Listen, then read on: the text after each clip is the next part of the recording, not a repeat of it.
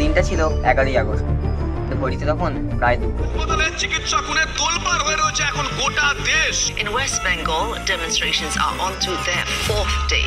This case is not less than an Nirbhaya case that we had in Delhi. Initial autopsy confirmed sexual assault and homicide. নমস্কার বন্ধুরা, আমি সোম। আজকের ভিডিওটা কী নিয়ে হতে চলেছে সেটা নিয়ে তোমরা থাম্বনেল আর টাইটেল দেখেই বুঝে গেছো। আর আজকের ভিডিওটা আমি খুব একটা ভালো বিষয়ের উপর করছি না।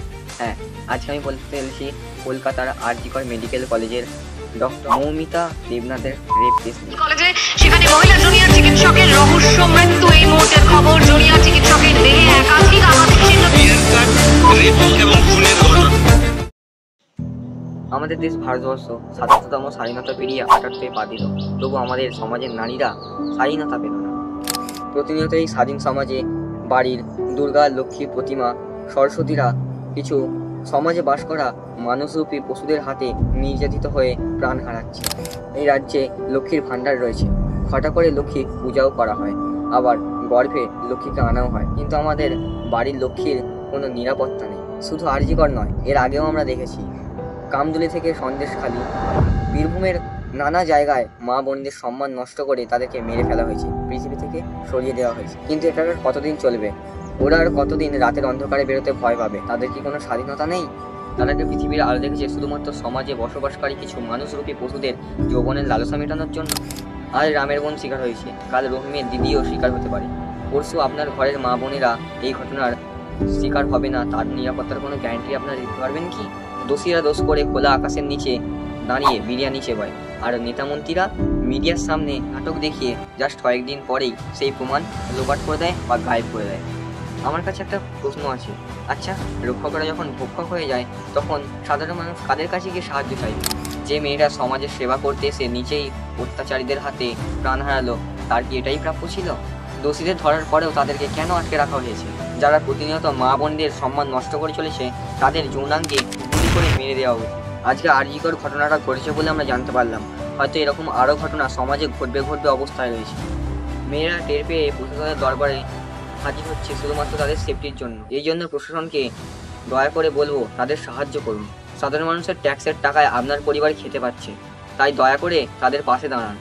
কি বলতে চাইছে তারা, তাদের কথা শুনুন। এখন যদি আপনারা সতর্ক না হন, তাহলে এর পরে অন্যান্য মেয়েরাও এর শিকার হতে পারে। আসলে কি বলুন তো, যার প্রাণ হারায় আর যার ফ্যামিলি নিঃস্ব হয়, তারাই একমাত্র জানে আসল ব্যথাটা। আপনারা এই ব্যথাটা বুঝবেন না, কারণ আপনাদের বাড়ির মেয়েরা তো সেফ রয়েছে। আমাদের রাজ্যের মুখ্যমন্ত্রীর উদ্দেশ্যে বলতে চাই, শুধুমাত্র রাজ্যে ভোট পাওয়ার লক্ষ্যে লক্ষ্মীর ভাণ্ডার চালু করলে হবে? সমাজে নারীদের নিরাপত্তা কোথায়? যারা এখনো রাতের অন্ধকারে একা একা বেরোতে পারে না, তাদের কি কোনো স্বাধীনতা নেই? আমি সরকার ও প্রশাসনের কাছে হাত জোর করে বলছি বা হাত জোর করে নিবেদন করছি, যারা আর.জি.করের এই ঘটনা ঘটিয়েছে তাদের যেন কঠিনতম শাস্তি হোক, আর যারা ঘটানোর চেষ্টায় আছে তাদেরকেও যেন ধরে শাস্তি দেওয়া হোক। এবার আসা যাক আসল ঘটনার উপর। সেদিন ঠিক কী হয়েছিল সেই ঘটনার উপর এবার বলবো, শোনো তাহলে। দিনটা ছিল 11ই আগস্ট। ঘড়িতে তখন প্রায় 2টো। জুনিয়র ডক্টর এম দেবনাথ তখন তার ডিউটি সেরে তার রুমের মধ্যে ক্লান্তি দূর করার জন্য বিশ্রাম নিচ্ছিল। হঠাৎ করে সেই রুমের মধ্যে এসে ঢুকে পড়ে প্রায় 18 থেকে 20টা মনোরাক্ষস। এরপর তারা তাকে নিয়ে ছিনিমিনি খেলতে থাকে। কথাগুলো খারাপ হলেও এটাই কিন্তু বাস্তব। তাকে যখন নির্যাতন করা হচ্ছিল, তখন আর যে হাত, সে হাত দুটিকে কে ধরেছিল জানেন?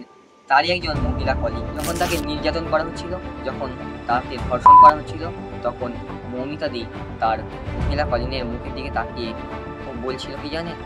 বাঁচাও, কিভাবে একজন নারী হয়ে আমার এত বড় সর্বনাশ। আরও বলে যে আমাকে বাঁচাও, আমি কাউকে কিচ্ছু বলবো না, প্লিজ আমাকে ছেড়ে দাও। তারা তার কোনো কথা শোনেনি, তারা তার সঙ্গে ছিনিমিনি খেলতেই থাকে। যখন সময় আসে তাকে মেরে দেওয়ার, এই যে গলার বোনস, এই গলার বোনসগুলোকে এতটা জোরেই টিপে ধরেছিল যে গলার বোনস পর্যন্ত ভেঙে গিয়েছিল। তার যে এই আঙুলের নখ, এই আঙুলের নখগুলিকে উল্টে দেওয়া হয়েছিল। তার শরীরের চারদিক থেকে নররাক্ষসের কামড়ের দাগ পাওয়া গিয়েছিল। একটা পাকে এমনভাবেই টানা হয়েছিল যে সেই পা 90 ডিগ্রি অ্যাঙ্গেলে ভেঙে গিয়েছিল।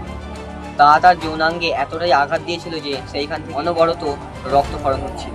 তার যে এই মাথার খুলি, এই মাথার খুলির ওপর এতটাই প্রেসার দেওয়া হয়েছিল যে তার নাক, মুখ, চোখ চারদিক দিয়ে রক্ত বেরিয়েছিল, এবং তার এই চোখ বাইরে চলে।